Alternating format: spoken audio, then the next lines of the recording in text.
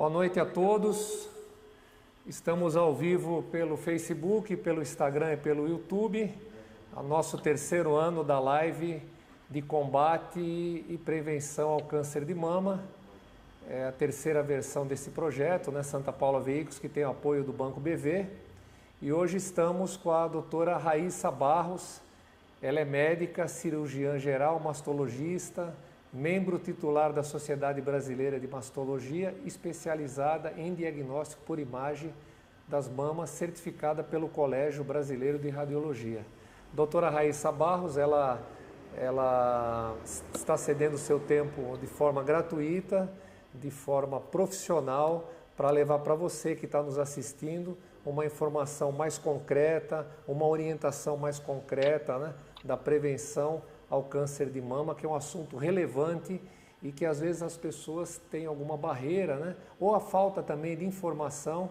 Então eu tenho certeza que vai ser uma noite muito produtiva. Desde já agradeço a doutora Raíssa Barros, que dispôs mais uma vez do seu tempo, né, para ajudar ao próximo, para servir, né, através da sua especialidade médica, a você que está nos assistindo e a você também que vai divulgar essa live, que com certeza o seu conhecimento e a sua divulgação através da sua família, dos seus amigos, dos seus colegas de trabalho, vai ajudar a salvar uma vida. Muito boa noite, doutora Raíssa Barros. Mais uma vez, o nosso muito obrigado. Boa noite, eu agradeço muito pelo convite. Estou muito satisfeita de estar aqui. Vamos falar sobre esse tema que é tão importante, que além de ser minha área de atuação, de ser minha área de estudo, eu tenho uma grande paixão por esse tema, né? Vamos começando por perguntas. Vocês querem saber um pouquinho sobre a campanha, por que ela existe? Isso, muito bom, doutor. Esclarece para nós como começou, por que começou, né? E já é uma campanha extensiva, já de muitos anos, né? Exatamente.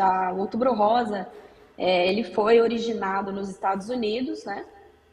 No final do século XX, os estados já tinham algumas medidas de prevenção, de rastreamento, mas essas medidas elas eram isoladas, elas não eram unificadas e sentiam falta de ter uma unificação desses métodos de rastreamento, de exames para câncer de mama, né? Considerando que é uma doença extremamente comum. E sugeriram o mês de outubro como sendo o mês oficial de combate ao câncer de mama, de prevenção. E em 1990 fizeram a primeira corrida pela cura nos Estados Unidos, em Nova York. Foi uma corrida promovida para arrecadar fundos para pesquisas em câncer de mama. E essa foi a primeira vez que o lacinho rosa foi utilizado, né, como um símbolo da luta contra o câncer de mama, e desde então esse lacinho está aí sendo reproduzido por anos e anos. Em 2002 teve a primeira iluminação aqui em São Paulo, que foi do Obelisco do Ibirapuera, que foi iluminado em rosa. Então a gente considera 2002 como um dos grandes marcos, né, da chegada do Outubro Rosa no Brasil. E desde então, cada vez mais comum, né, os ambientes se iluminarem em rosa, os monumentos se iluminarem em rosa, não só no Brasil, mas como no mundo todo. E esse é o impacto do Outubro Rosa, né? É uma campanha mundial. Doutora, no Brasil, o Brasil aderiu bem ao Outubro Rosa, né? E através das ações, da divulgação, a incidência, né? E a própria cura, né? A incidência de óbitos, ela diminuiu através da insistência dos profissionais de toda a área da saúde ao Outubro Rosa. Isso, ano a ano, vem diminuindo, correto?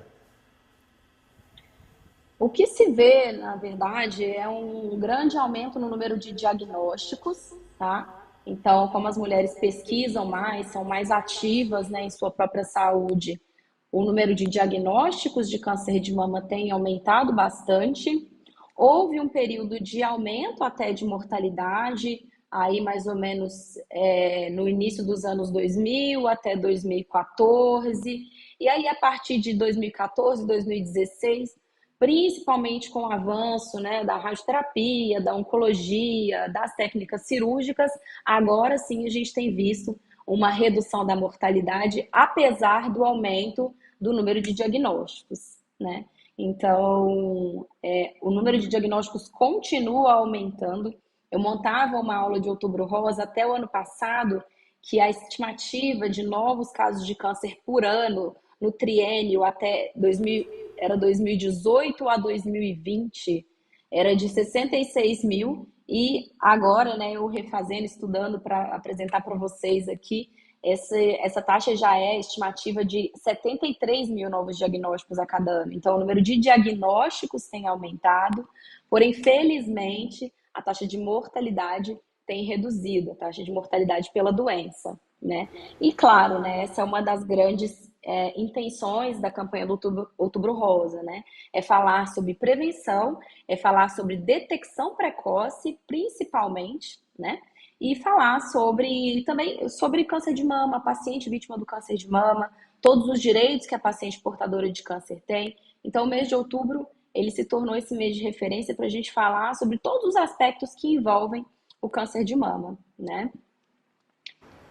Doutora, a gente está com um pouquinho de dificuldade no áudio, mas a gente vai se entendendo. Então, a primeira boa notícia é que o número de mortalidades diminuiu.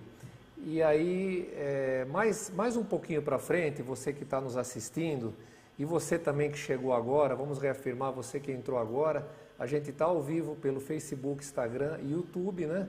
Com a doutora Raíssa Barros, onde ela veio nos orientar a prevenir e demais orientações sobre o câncer de mama.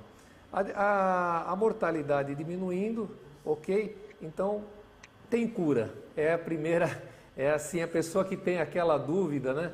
Doutora, o câncer de mama tem cura. Aí a senhora vai explicar para a gente em que graus, né?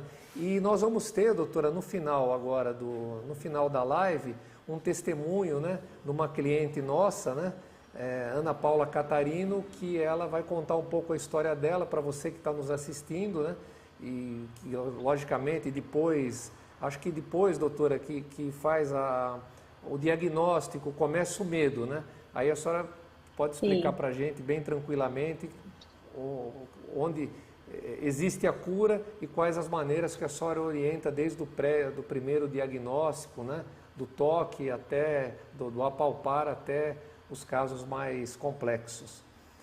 Isso, essa é a primeira coisa que a paciente pergunta quando ela tem o diagnóstico de câncer de mama, né?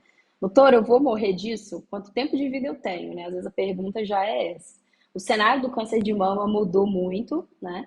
Os tratamentos são cada vez menos agressivos, né? Menos invasivos, aquela ideia terrível que se tinha de tratamento de câncer e de expectativa de vida com câncer, essa realidade, ela mudou e ela muda a cada ano, né?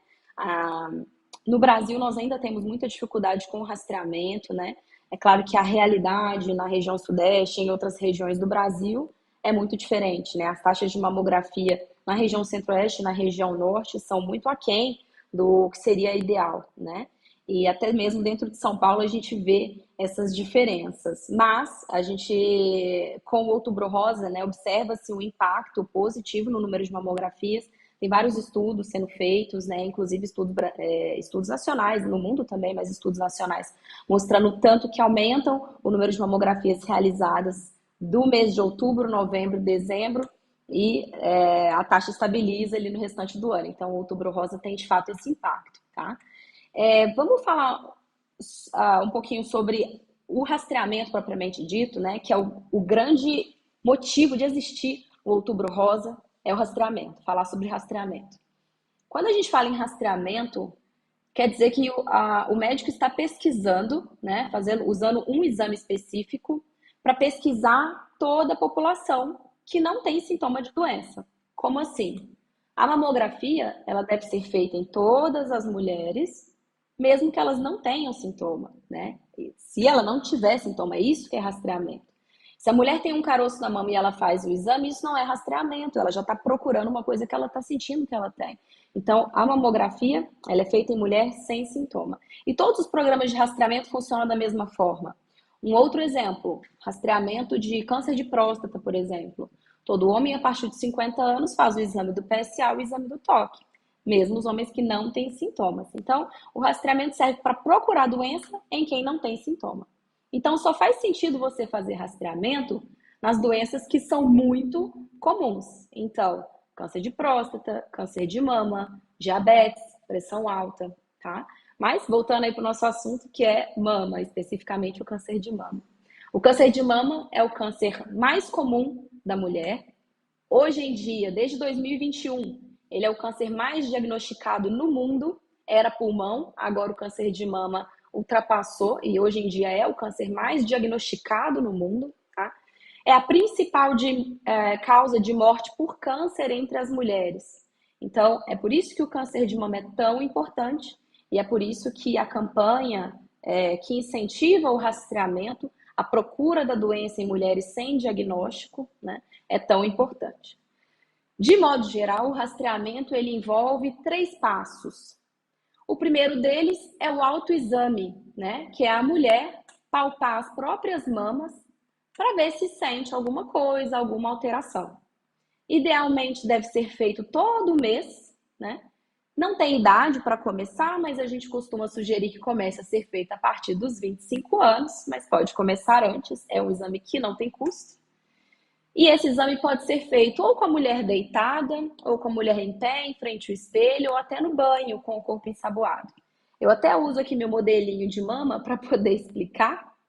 Uma mão da mulher vem atrás da cabeça e a outra mão palpa a mama, né? Desse lado de cá. Vai para o outro lado, essa mão vem atrás da cabeça e essa mão palpa a mama do lado de cá. É assim que se faz o autoexame e deve ser feito todo mês. Encontrou alguma coisa, vai fazer os exames. Lembrando que isso não é rastreamento. O rastreamento é palpar, a mama sem que você tenha sintomas, né? É você fazer isso de rotina. O segundo passo do rastreamento é o exame clínico, que é a mama da paciente ser examinada pelo profissional de saúde. A recomendação é que comece a ser feito o exame clínico a partir dos 35, 40 anos, ou seja, que a mulher vá ao médico uma vez ao ano e o médico examina a mama daquela paciente. Geralmente é o ginecologista ou o mastologista, né? Existem vários estudos mostrando redução de diagnóstico de câncer avançado em cerca de 10% só com o exame clínico de um especialista, né? Então, essa técnica também é importante. Mas o padrão ouro do rastreamento, o exame mais importante, a menina dos olhos, é a mamografia. A mamografia é o único exame das mamas que comprovadamente reduz a mortalidade por câncer de mama. E essa redução de mortalidade, ela fica aí em média até de 25%, tá? Existem outros exames de mama também. Existe o ultrassom, existe tomossíntese, existe a ressonância magnética. Mas esses exames, eles são complementares à mamografia. Eles não substituem a mamografia, porque nenhum estudo mostrou que esses exames reduzem mortalidade. Só a mamografia teve esse poder, tá? Então, é a mamografia que é o exame mais importante. No Brasil, o SUS recomenda que a mamografia seja feita a cada 2 anos, dos 50 aos 69 anos, mas a Sociedade Brasileira de Mastologia, a Febrasgo e outras instituições importantes recomendam que seja feita todo ano a partir dos 40 anos. E não tem hora para parar de fazer. Enquanto a mulher estiver viva e saudável, ela continua fazendo mamografia todo ano. É essa recomendação que eu sigo e que a maioria dos meus colegas seguem, né? Mamografia todo ano a partir dos 40 anos. Falei bastante. Gerou alguma dúvida nesse momento? Então, doutora, muito bom. Falou do autoexame, falou do clínico e falou da mamografia. Uma das perguntas aqui que se repete, a partir de que idade que se começa a prevenção? E uma pergunta que é muito, muito feita assim nas caixinhas de perguntas, na pré-live, né? Se o câncer de mama é hereditário. São as perguntas que mais... qual a idade que eu tenho que começar a me prevenir e se existe uma hereditariedade? Tá, eu vou dividir essa pergunta em duas, tá? Porque são duas coisas importantes até de serem discutidas. Primeira, com relação à idade. Repetindo, a recomendação da Sociedade Brasileira de Mastologia é mamografia uma vez ao ano a partir dos 40 anos. Se essa mulher tiver algum fator de risco adicional, por exemplo, familiares com câncer de mama, mutações genéticas, fez algum tratamento com radioterapia na infância, enfim, tem vários fatores de risco que são individuais daquela mulher. Essa mulher pode começar o rastreamento antes e, inclusive, ela pode se beneficiar de outros exames além da mamografia, né? Então, vou dar um exemplo, né? Uma paciente com um risco de câncer de mama estimado acima de 20%, ela pode fazer a mamografia intercalada com a ressonância, né? A cada ano, tá certo? Então, essas recomendações do rastreamento, quando a gente fala uma vez ao ano a partir dos 40 anos, é para a população geral. Mas toda mulher que tem qualquer fator de risco adicional, ela deve ser avaliada por um mastologista. Existem várias calculadoras que a gente usa, né, que são modelos mesmo, que a gente coloca os fatores de risco da paciente e vê qual que é o risco individual daquela paciente de desenvolver um câncer de mama ao longo da vida. Se essa paciente tem um risco aumentado, pode mudar a idade de começar os exames. Então, isso é rastreamento, né? Agora vamos falar sobre câncer de mama hereditário. Existem basicamente dois tipos de câncer de mama: o câncer de mama esporádico e o câncer de mama hereditário. O esporádico é aquele que acontece ao acaso, em qualquer mulher, né? É aquela mulher que chega para mim no consultório e fala assim: doutor, eu não aceito que eu tô com câncer de mama, porque ninguém na minha família nunca teve, eu não tenho nenhum parente, por que eu tô com câncer de mama, né? Esse é o esporádico. E o câncer de mama esporádico, ele representa 70% do total de cânceres, ou seja, é a maioria, tá? Aquela paciente que nos fala: eu tô com câncer de mama, mas a minha mãe teve, a minha tia, a minha irmã, né? Alguma paciente que tem algum parente que teve câncer de mama, a gente pode pensar que esse câncer seja hereditário, são os cânceres familiares. Esses representam só 30%. Então, ao contrário do que a maioria das pessoas pensam, a maioria dos cânceres de mama, eles são esporádicos, eles acontecem ao acaso sem que aquela mulher tenha história familiar. Por isso que, reitero, né? Por isso que é tão importante o rastreamento e a mamografia, porque a gente não consegue saber quem que é a paciente que vai ter. 70% dos cânceres de mama são esporádicos, né? Então, toda a população deve ser testada a partir dos 40 anos, tá certo? Dentre os cânceres de mama familiares, né, que são esses que têm vários casos na família, existem alguns que a gente até sabe quais são os genes responsáveis e a gente tem até nome para essas doenças, para essas síndromes. Um grande exemplo que as pacientes sempre perguntam e conhecem é o da Angelina Jolie, né, a ex-esposa do Brad Pitt. Ela retirou as duas mamas porque ela é portadora de uma mutação no gene BRCA1. Esse é o gene responsável pela síndrome de câncer de mama e ovário. E o risco dela ter um câncer de mama ao longo da vida era de cerca de 70%. Ela então retirou as mamas, as duas, mesmo sem nunca ter tido câncer de mama, para evitar, né? Mas esse é um caso muito específico, é a grande minoria dos casos. Ninguém vai ficar fazendo painel genético para descobrir se tem essa mutação ou não, né? Tudo isso tem um parâmetro, deve ser avaliado pelo médico, preferencialmente o mastologista, que é o especialista nisso, né? Espero ter respondido essas duas perguntas. Não, tá ótimo. Tá ótimo. Essas duas perguntas, doutora, são as maiores... Campeãs. Essas duas perguntas são as maiores incidências, né? No caso, né? Então, o pessoal pergunta realmente. Agora, tem uma, doutora, que logicamente que é difícil a probabilidade da resposta exata, porque a senhora já falou do rastreamento e falou da hereditariedade e falou também dos prognósticos. Agora, o pessoal pergunta muito, o pessoal perguntou muito, qual a probabilidade de cura quando é detectado em fase inicial? Isso por exemplo, às vezes a pessoa está com o diagnóstico, fez lá o autoexame, sentiu alguma coisa, aí a pessoa se retrai por algum motivo, ou por vergonha, ou por medo, e aí ela não continua e fica ali. O que a senhora poderia falar em relação, quando detectado, inicialmente, qual que seria assim, algum percentual próximo, né? Logicamente que não exato, mas o que poderia acontecer no caso da cura? Celso, essa pergunta é muito importante, né? Essa pergunta que você está me fazendo. É uma pergunta muito comum. É muito, infelizmente, né, é muito comum eu atender pacientes que demoram para procurar ajuda, porque tem medo do diagnóstico, né? E ficam realmente escondendo muito tempo com aquela doença, até que alguém da família percebe e acaba pressionando aquela pessoa a procurar ajuda, né? E o tempo, para todo tipo de câncer e para o câncer de mama não seria diferente, o tempo é crucial para a gente poder tratar de maneira adequada, com maiores taxas de cura, tá? É, quando, por exemplo, você tem um carcinoma in situ, que é o câncer de mama mais inicial que tem, que é inclusive o caso da colega que vai conversar com a gente aí mais tarde, né? A possibilidade de cura para esse câncer, quando descoberto e tratado adequadamente, a chance de cura é de 100%. 100%. Então, esse é o câncer mais inicial e, na grande maioria das vezes, ele só é visto na mamografia. Muitas vezes ele não é visível ao ultrassom. E ele é visto no rastreamento, porque ele é tão pequenininho que não dá para sentir com a mão.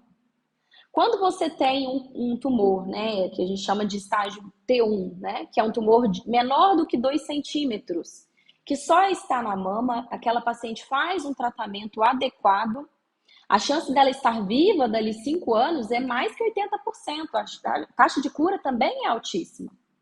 Agora, se você pega um câncer que já está maior na mama e que já avançou para a axila, os linfonodos axilares são o primeiro lugar para onde o câncer vai depois que ele sai da mama. A taxa de cura ela já cai. Em 5 anos, né, mais ou menos 60% das pacientes vão estar vivas. E se você pega um câncer de mama metastático, que foi para outras partes do corpo, essa taxa de pacientes vivas em 5 anos, ela cai para em média de 40%. Então, você vê o tanto que a taxa de cura reduz com o avançar da doença, né? Quanto mais cedo você descobre, maior a probabilidade de você ficar curada dessa doença e menor a chance dessa doença voltar, que é o que a gente chama de recidiva em câncer de mama. Então, o tempo é crucial e é por isso que a mamografia é tão importante. A mamografia, ela detecta as lesões que você não consegue sentir com a mão. É por isso que o exame de rastreamento padrão ouro, a menina dos olhos, é a mamografia. Doutora, as notícias são boas, né? Sim, essas taxas que eu estou falando, tá? Elas mudam todos os anos, inclusive, pelo que eu falei, com o avanço da quimioterapia, da radioterapia, até as pacientes metastáticas, que são as pacientes que têm câncer em outras partes do corpo, têm atingido longos períodos de sobrevida por conta desses tratamentos. Então, sim, as notícias são boas, são animadoras, tá? Com certeza. Por isso que eu gosto de trabalhar com isso. Posso ir? A senhora chegou a explicar que tem casos que dão 100%. Então, você que está nos assistindo e você que tem algum tipo de medo, ou conhece alguém que está com medo, você pode salvar uma vida a partir de hoje, porque os dados são animadores. O número de diagnósticos aumentou, porém, o número de pessoas curadas foi maior ainda. Para você que chegou agora nessa live, você que entrou agora, a doutora está explicando que tem casos que a cura é de 100%. Tem uma pergunta, doutora, que fala sobre BIRADS. As pessoas confundem um pouco, uma fala, eu tenho BIRADS, posso desenvolver o câncer de mama? E outra pergunta, várias pessoas, o que é BIRADS? A senhora pode também nos explicar de uma maneira prática, porque as pessoas acham que confundem o sintoma Muito. enfim, as perguntas estão confusas. O que a senhora fala para a gente Sim. sobre o BIRADS? Eu acho que essa é uma das maiores confusões que eu vejo no dia a dia, que é confundir a classificação BIRADS com estadiamento de câncer de mama. São coisas completamente diferentes. O BIRADS, ele é literalmente um manual, ele é um livro, né, um livro de 500 páginas, que ele descreve as alterações da mama nos exames, como as alterações aparecem na mamografia, como elas aparecem no ultrassom, como elas aparecem na ressonância magnética. E é literalmente um manual. Então, por exemplo, se você tem um nódulozinho, se ele respeita todas essas características, oval, circunscrito, paralelo, está no mesmo exame, ele é um BIRADS 3. Se ele está estável há 2 anos, é um BIRADS 2. Se ele é especulado, ele é um BIRADS 4. Então, é uma classificação de imagem. E não necessariamente um BIRADS 4 é um câncer. Ou um BIRADS, por exemplo, 3, não necessariamente é mais grave do que um 2. Então, essa classificação é uma classificação de imagem. Muitas pacientes vêm até mim e falam, doutora, eu tô com um nódulo na mama, que é um BIRADS 4, eu tô desesperada. O BIRADS 4 quer dizer pra gente que a chance daquele nódulozinho ali ser um câncer, ela é de 2% a 94%. Então, pode ser 2%, a chance pode ser mínima, né? Então, é só uma classificação de imagem. Ter um BIRADS 4 na mama não quer dizer que essa paciente tem câncer, tá? Do mesmo modo que ter um BIRADS 0 não quer dizer que ela não tenha. Então, uma coisa, outra coisa, outra coisa. A partir do momento que a paciente tem um diagnóstico de câncer, aí você vai, né, ver o tamanho da lesão, o tamanho, se essa lesão já tem algum linfonodo axilar ou não, se tem alguma lesão à distância ou não. E aí o sistema de classificação é outro, chama TNM, não é o BIRADS, tá? Então, BIRADS é só para exame de imagem.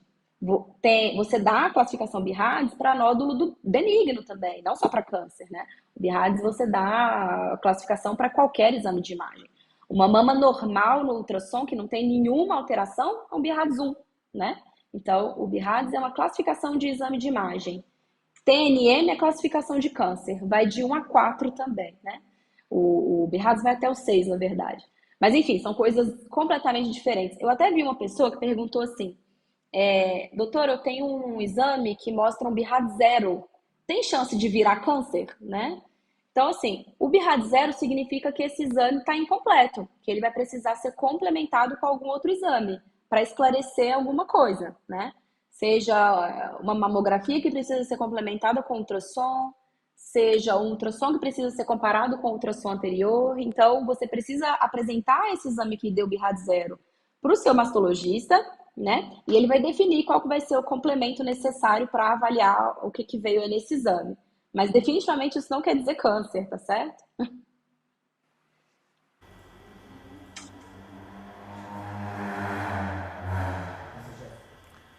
Doutora, Sim. a gente está numa live animadora. Eu estou um pouco sério aqui, falaram que eu estou muito sério, que eu estou prestando muita atenção, porque a senhora explica de uma forma bem passo a passo. Isso, para quem está em casa assistindo a gente, é muito importante. Para você que chegou agora, está conectado ou no Facebook, ou no Instagram, no YouTube, nós estamos com a doutora Raíssa Barros, no mês do Outubro Rosa, com a live Santa Paula Veículos, que tem apoio do BV. E você que quer interagir com a gente, pode fazer sua pergunta. Estamos aí praticamente no meio da live, tem muitos assuntos ainda importantes que vão acontecer, que a doutora vai explicar. E você tendo conhecimento desse assunto do câncer de mama, você papai, ou você esposa, ou você filha, filho, ou você vovó, você pode com certeza salvar uma vida através das orientações da doutora Raíssa Barros. Doutora, o que mais anima é que o Brasil está na frente aí, né, de muitos outros países, né? O Brasil leva muito a sério a prevenção ao câncer de mama, só pode falar um pouco disso para a gente, e que a cura chega a 100%. Então, você que está nos assistindo, perca o medo, né, doutora? Perca o medo, Sim. faça aí o seu rastreamento, comece com o seu autoexame, faz o seu rastreamento, porque com certeza... Doutora, uma outra pergunta. Eu falei há pouco agora para a senhora falar um pouco do Brasil, o avanço do Brasil no combate ao câncer de mama e de toda a parte médica, tecnológica, né, que envolve, né? E se a senhora puder falar na sequência, o que o medo pode impactar nesta prevenção e na cura de 100%? Que essa é uma pergunta que o pessoal também fez bastante. Muitas meninas novas, doutora, fizeram, meninas mais jovens, né? A gente viu lá pelo perfil, né, das caixinhas de pergunta, né? Mas eu sou muito jovem, né? Isso é uma pergunta para daqui a pouco. E eu posso ter câncer de mama, então responde essas duas primeiro para mim, doutora, que é sobre o Brasil e sobre o medo. Depois a gente vai nas jovens, né, nas adolescentes e nas meninas também que fizeram essas perguntas. Sim. Bom, o Brasil, como eu falei, é um país muito grande, muito diverso, né? Então existem vários lugares em que o rastreamento funciona de maneira maravilhosa, ideal, e alguns outros lugares que ainda está um pouco aquém do que seria ideal, tá? Mas a gente está aqui numa live discutindo, né, esse tema com pessoas que com certeza têm acesso a essa informação e se antes não tinham, estão tendo agora, né? Então, já estamos um passo à frente de quem não tinha essa informação, né? Mas, de modo geral, o sistema de saúde brasileiro é um grande motivo de orgulho, né? O SUS, né, esse modelo do SUS no Brasil, ele assim, infelizmente, vários países não podem contar com esse mesmo sistema. Então, a paciente que é assistida pelo sistema privado, que tem algum plano de saúde, ou a paciente que não tem, as duas têm acesso à mamografia, as duas têm acesso ao rastreamento e as duas têm acesso ao especialista, né? Eu, particularmente, eu atendo o SUS e atendo privado.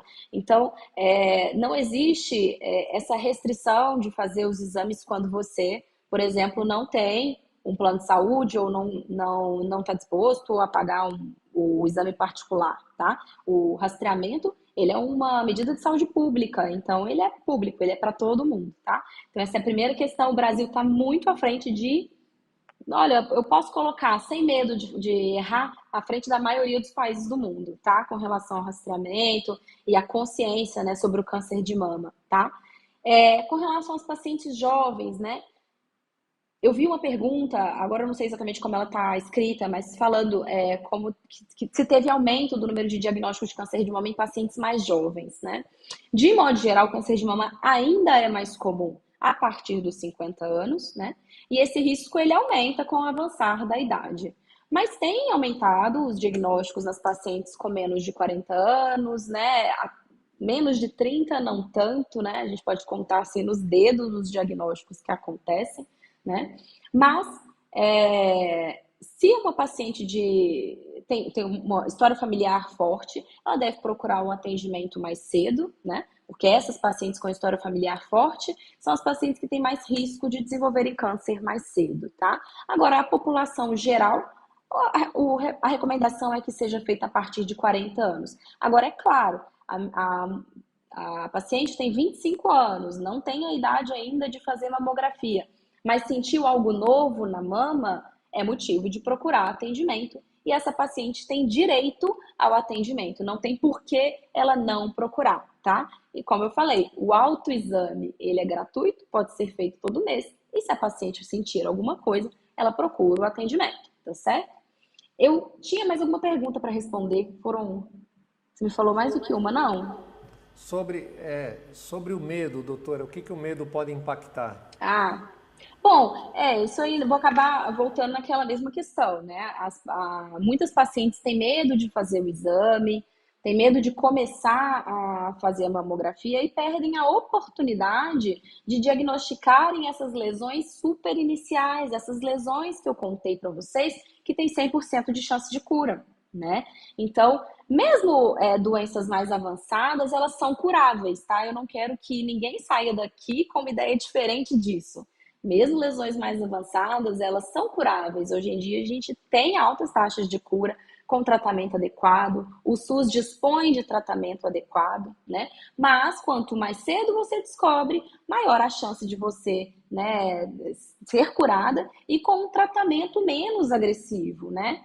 Um exemplo, lesões menores, né, lesões iniciais, muitas vezes não precisam nem de quimioterapia, né? Então já é um tratamento a menos que precisa ser necessário, é um tratamento menos invasivo, com altas taxas de cura.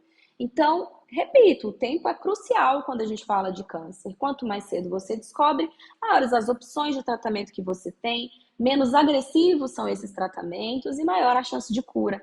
Então, não tenha medo de procurar, não tenha medo nem de descobrir. O Brasil oferece meios de tratamento, tanto pelo SUS quanto pelo sistema privado. Nessa live aqui, especialmente, nós temos, né, pessoas orientadas assistindo, pessoas que têm acesso à informação, que têm acesso ao cuidado, né? Então, não tem por que ter medo de fazer o exame. e nem pode ter medo de procurar ajuda quando você encontra alguma alteração.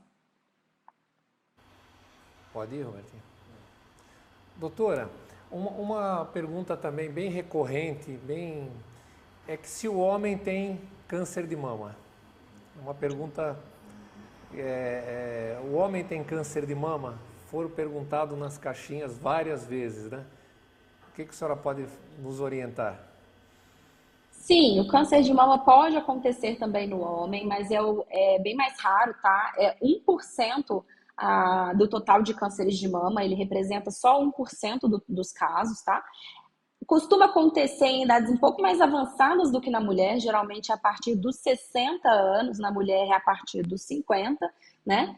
E o tratamento é igual, não muda para a mulher e para o homem. Mas é o que eu conversei com vocês no início dessa live. O rastreamento, né? Ele é um programa que é feito só para doenças muito comuns. Então você vai rastrear pressão alta, diabetes e o câncer de mama você vai rastrear na mulher. Não tem por que você fazer o rastreamento do câncer de mama no homem, porque é extremamente raro, né? O homem vai rastrear o câncer de próstata. Aí é Novembro Azul. Falamos mês que vem. Entendi. Doutora, mais uma pergunta que chegou agora, duas perguntas iguais, assim, com relações iguais. Há relação entre a menopausa tardia e o câncer de mama? Chegou de Sim, formas diferentes a mesma pergunta. tranquilo. Bom, o câncer de mama é um dos fatores, né? Um dos fatores promotores de câncer de mama são os hormônios femininos. É por isso que é mais comum na mulher do que no homem, né? Quanto mais tempo a mama daquela mulher está exposta aos hormônios femininos, maior o risco dessa mama vir a desenvolver um câncer. Então, tanto as pacientes que têm a primeira menstruação mais cedo, quanto as mulheres que têm a menopausa mais tarde, né? Elas ficam um período maior da vida com esse estímulo hormonal feminino, tá?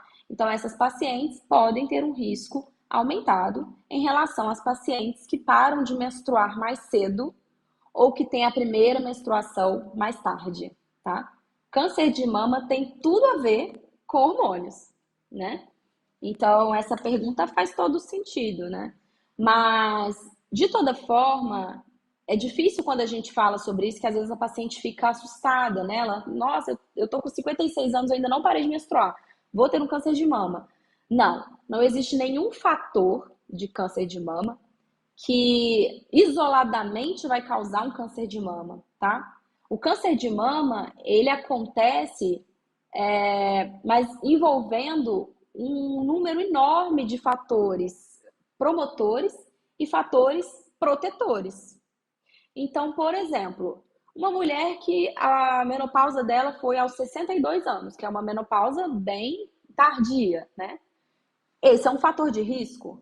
Porém, ela engravidou 3 vezes, o primeiro filho com 30 anos, amamentou esses filhos. Todos esses fatores são fatores protetores, que evitam câncer de mama. Então, só o fato dela ter menstruado mais tarde não vai fazer com que ela tenha câncer de mama. Definitivamente, a gente tem que pensar nessa somatória de fatores. E dentre esses fatores, a gente precisa conversar, principalmente durante o Outubro Rosa, sobre os fatores de risco modificáveis. O que são os fatores de risco modificáveis? São os fatores que a gente pode mexer, né, para poder melhorar e reduzir o nosso risco de câncer de mama.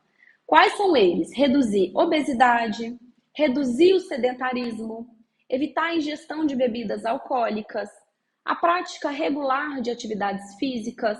Inclusive, nós temos a recomendação até do número de minutos e quais atividades físicas devem ser realizadas.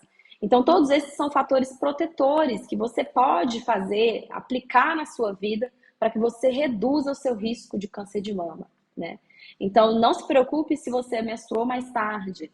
Faça atividade física, se alimente bem, evite bebidas alcoólicas, faça seus exames de rastreamento anualmente, na data. Tudo isso vai com certeza superar o fato de você ter menstruado parado de menstruar mais tarde, tá?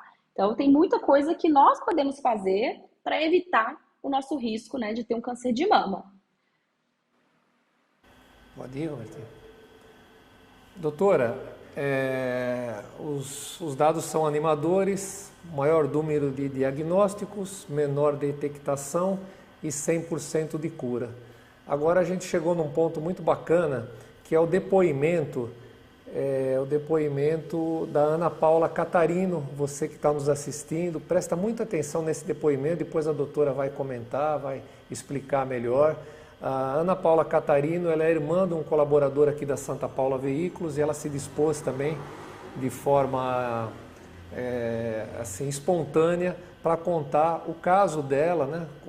O que aconteceu com ela, a cura que ela teve, e é um vídeo, um depoimento bem curto que vale a pena você prestar bem atenção, compartilhar essa live. Você que entrou agora, você está na live do Outubro Rosa, Santa Paula Veículos, Banco BV, com a doutora Raíssa Barros, certo? E a Ana Paula Catarino vai dar o testemunhal dela. Coloca pra gente, Robertinho, por favor. Olá a todos, meu nome é Ana Paula, eu estou aqui a pedido da Santa Paula Veículos para dar o meu depoimento, a minha contribuição à conscientização do Outubro Rosa, contar um pouco da minha história e o câncer de mama. E eu tenho 45 anos hoje, mas em 2018, fazendo a minha rotina, né, de prevenção, eu tinha acabado de fazer 40 anos, então era o primeiro ano que entrava a mamografia nessa rotina. E fazendo a mamografia eu descobri um carcinoma in situ, que só foi possível detectar na mamografia, no ultrassom não. Por indicação, eu conheci o meu médico, o Dr. Rodrigo Freitas, é o meu anjo da guarda, né, que, assim, conversando muito comigo, me deu duas opções de tratamento. Ou eu retirava os 2 quadrantes, né, que estavam comprometidos, ou eu retirava a mama toda e fazia uma reconstrução imediata, se assim fosse possível na hora da cirurgia. Foi uma decisão difícil, mas eu optei pela segunda opção, que foi a retirada da mama e a reconstrução imediata. Ela foi possível, sim, na cirurgia.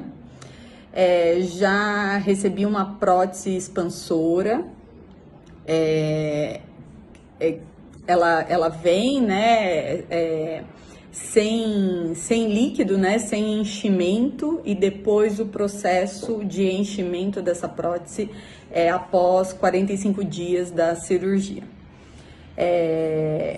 Eu, assim, tive uma recuperação excelente, não tive rejeição da prótese, não tive infecção nenhuma, foi, assim, uma cicatrização muito boa.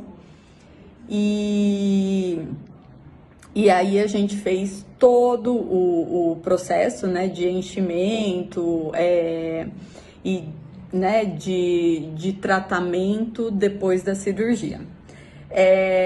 Na primeira opção, se eu tivesse escolhido retirar somente os quadrantes comprometidos, eu teria com certeza que fazer radioterapia e possivelmente quimioterapia.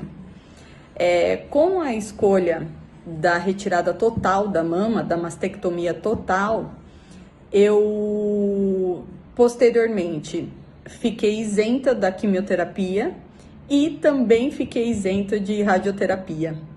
Fiz um PET-CT depois e não foi preciso fazer radioterapia. Eu fiz uso de tamoxifeno por um tempo. Eu tinha bastante efeito colateral da medicação. O tamoxifeno um anticâncer, né? Que geralmente as pessoas que têm câncer de mama tomam por 5 anos, fazem uso dele por 5 anos. Eu fiz, até nós trocamos a medicação para um outro, devo assim ter usado esse tipo de medicamento uns 8 meses. E aí eu tinha muito efeito colateral, e aí o oncologista que me acompanhava na época, junto com o meu mastologista, decidiram que era melhor monitorar e retirar a medicação. E eu, esse ano, agora em dezembro, vai fazer 5 anos da minha cirurgia. Faço controle, né, da maneira que o médico pede, se for de 6 meses, em 6 meses, se for uma vez por ano, mas eu faço, não deixo de fazer jamais. É o investimento em mim. E desde então, assim, meus exames sempre vêm muito bons, né, com resultados excelentes, e eu tenho certeza que eu fiz a melhor escolha. E desde, né, a minha escolha foi assertiva desde a hora que eu decidi que eu tinha que cuidar de mim, né, que eu tinha que fazer os meus exames, fazer o exame de toque, o exame clínico, né, todo ano. É por isso que eu acho que eu tive uma cura tão rápida, porque eu nunca deixei de fazer a minha rotina de prevenção. Estou aqui muito feliz hoje em poder dar o meu depoimento, em poder ajudar novas pessoas que estejam passando por algo parecido, né? E assim, pensar que o que eu acho assim que a gente tem que deixar aqui bem claro é que você tem que pensar que você não está sozinha, nunca, né? Sempre vai ter alguém para dividir esse momento com você e te ajudar e te dar forças para você seguir adiante com o seu tratamento quando você tiver que fazer. Um abraço. Tchau, tchau. Nossa, que legal, hein? Ana Paula Catarino, muito obrigado pelo seu depoimento. Glória a Deus pela sua cura. Eu estou até mais sorridente agora, né? Eu prestei muita atenção na live, porque a doutora Raíssa Barros é muito técnica, muito jovem, e ela nos deixou assim muito feliz por ter aceitado o nosso convite, né? E, enfim, e a gente vê que uma pessoa foi curada, você que está assistindo essa live, você que conhece alguém que tem câncer de mama, ou no início, ou está num processo de tratamento, esse testemunho mostra que existe a cura. A doutora já tinha reafirmado que chegamos até 100% de cura. Então você que está assistindo essa live, você multiplica, compartilha, porque você pode salvar uma vida. A gente está chegando quase ao final. Mas, doutora, sem dúvida, fala pra gente o testemunho da Ana Paula Catarino aí, do relato dela, muito bonito, né? Muito bacana. Muito bonito o relato da Ana Paula, eu agradeço muito que ela tenha, né, nos dado esse tempo, nos dado esse relato. É muito importante escutar, né, isso de alguém que já passou por esse processo. Muitas vezes, né, pacientes minhas se encontram no corredor e compartilham a experiência e vêm na consulta contando, né? Então, assim, compartilhar a experiência é sempre muito enriquecedor para quem compartilha e para quem recebe essa informação. Então, a Ana Paula é um caso, né, de sucesso, é uma vitoriosa, sem dúvida, completando agora 5 anos do tratamento dela, né? Então, 5 anos livre de câncer, 5 anos sem recidivas, é uma vitoriosa, sem sombra de dúvida. Queria só pontuar algumas questões sobre o relato dela. O primeiro deles, né, e o que mais tem a ver com essa live, é o que ela contou. Ela descobriu o câncer dela na mamografia. Ela não sentia com a mão e ela não descobriu no ultrassom. Foi a mamografia, né? Nossa queridinha mamografia. Então, não deixe de fazer mamografia. Um câncer detectado na mamografia, a taxa de cura é altíssima. Estamos vendo aí a Ana Paula com a sua história vitoriosa, né? A questão número 2, né, com relação ao tratamento, eu acho que é muito importante a gente enfatizar que não existe receita de bolo para câncer de mama. Cada paciente é individual e cada tratamento vai ser individual. Nem sempre vai ser necessário tirar a mama, nem sempre vai ser necessário quimioterapia, nem sempre vai ser necessário radioterapia.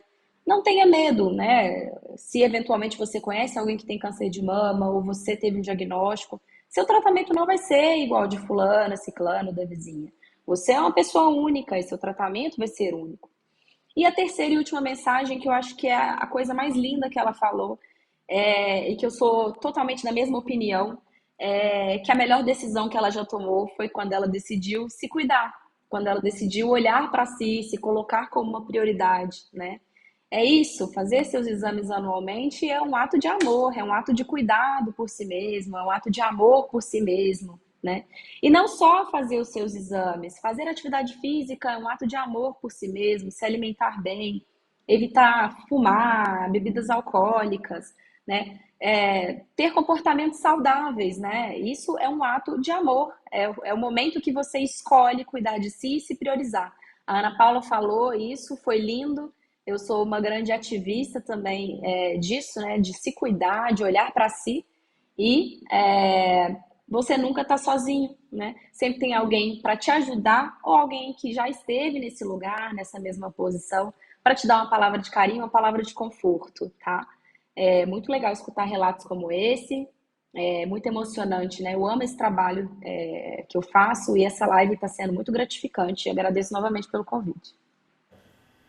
Doutora, eu queria agradecê-la, né, pela sua disposição desde o primeiro contato, de forma gratuita que a senhora se dispôs, do seu tempo, das suas informações, da interação que a senhora teve com a nossa produção, com o canal digital.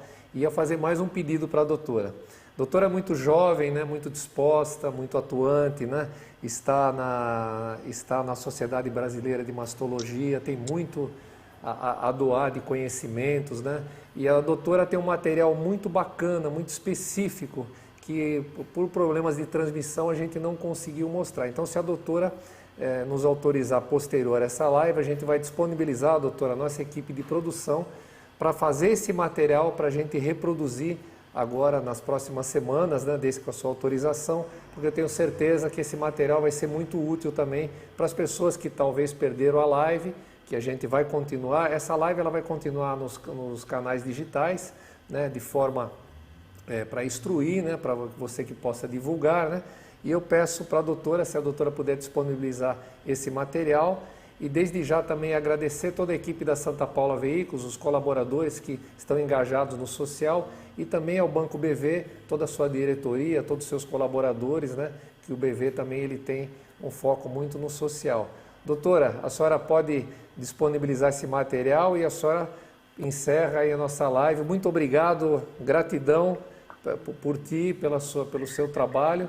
Muito obrigada. E a gente ficou muito feliz de conhecê-la e a senhora foi muito positiva em tudo, desde o primeiro contato até agora. Muito obrigado. Que bom. Fico à disposição, obrigada. E ano que vem estamos aí de novo também.